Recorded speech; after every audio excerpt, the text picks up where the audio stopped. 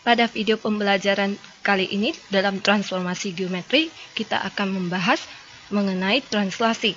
Bersama saya Ernitan, maka kita akan memulai pembahasan translasi ini dengan menyebutkan terlebih dahulu mengenai pengertian translasi, yaitu translasi merupakan sebuah pergeseran, di mana jika secara logikanya kita katakan bahwa kita menggeser sesuatu benda, katakan misalkan meja.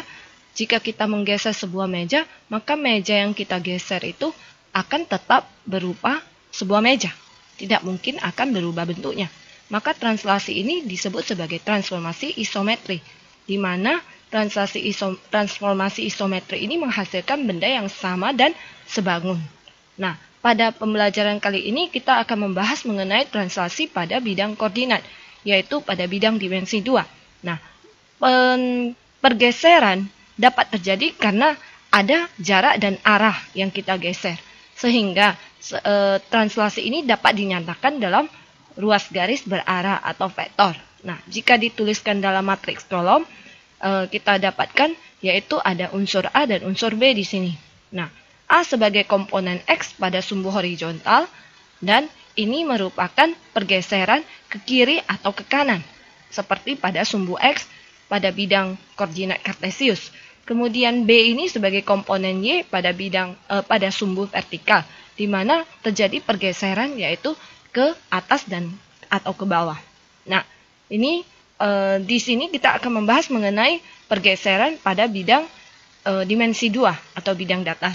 Nah, sebagai konsep dasarnya pada bidang koordinat XY ini, maka kalau kita mempunyai sebuah titik asal XY dengan translasi AB, maka titik bayangan kita simbolkan di sini A aksen, maka bisa kita nyatakan bahwa konsep dasar translasi ini kita tinggal menjumlahkan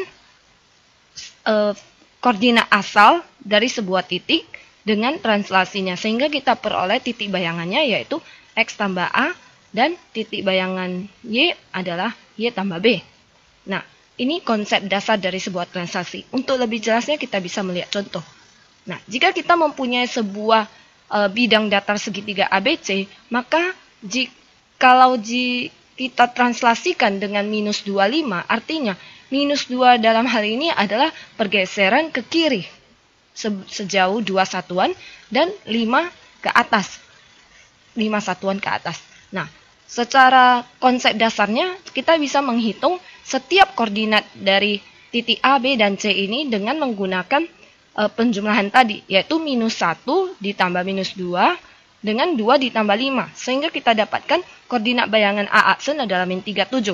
Demikian juga dengan B, ya, dengan menjumlahkan dengan translasi minus 25, maka kita dapatkan koordinat titik bayangan B aksen adalah 0,6. Begitu juga dengan koordinat titik C. Nah, yaitu kita dapatkan bayangannya minus 28 dengan menjumlahkan dengan translasi yang ada. Untuk lebih jelasnya, kita bisa melihat dari gambar berikut ini. Nah, ini digambarkan sebagai bidang asal yang akan ditranslasikan, yaitu bidang koordinat ABC. Ya, bidang segitiga ABC. Nah, jika kita mentranslasikan titik A, maka titik A ini kita geser sejauh 2 satuan ke kiri dan 5 satuan ke atas. Perhatikan tanda panah yang ada pada gambar, maka kita bisa melihat bahwa titik A aksen terakhir berhenti di koordinat minus 37. Sehingga kita dapatkan hasil translasi titik A seperti ini. Nah, jika kita perhatikan gambar tanda panah dengan huruf T di sana, itu menyatakan translasi minus 25. Artinya pergeseran dari faktor translasi yang telah kita lihat pada soal tadi, yaitu contoh pertama tadi, yaitu minus 25. Nah, ini adalah hasil translasi titik A secara geometrinya kita gambarkan. Nah, kita bisa melihat juga translasi untuk titik B dengan cara yang sama, yaitu titik B 2,1 kita geser 2 satuan ke kiri, kemudian 5 satuan ke atas, maka titik B aksen akan berhenti di titik 0,6. Itulah hasil translasi titik B. Nah, begitu juga dengan translasi titik C. Nah, titik C itu adalah titik 0,3.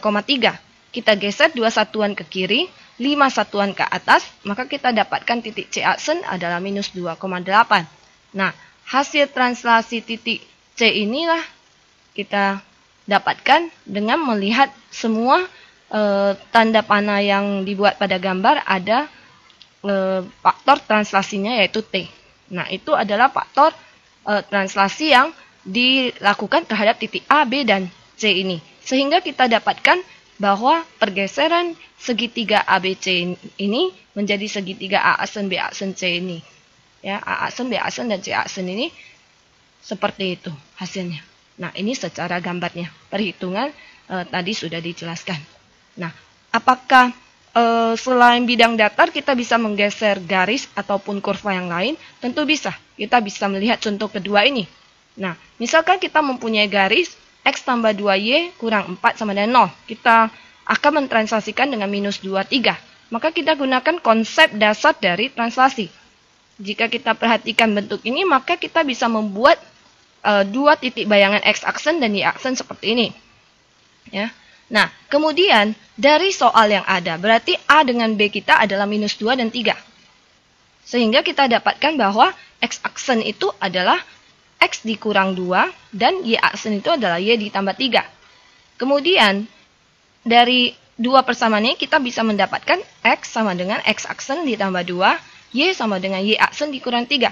Dengan kedua persamaan X sama dengan dan Y sama dengan ini, kita substitusikan ya kedua persamaan ini ke dalam garis asal tadi.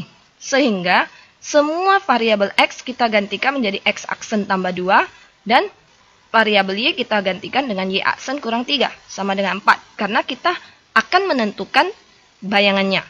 Nah, maka kita akan dapatkan sebuah persamaan garis X aksen tambah 2Y aksen kurang 8 sama dengan 0. Nah, dan kita abaikan X aksen Y aksennya karena di sini X aksen Y aksen menyatakan bayangan.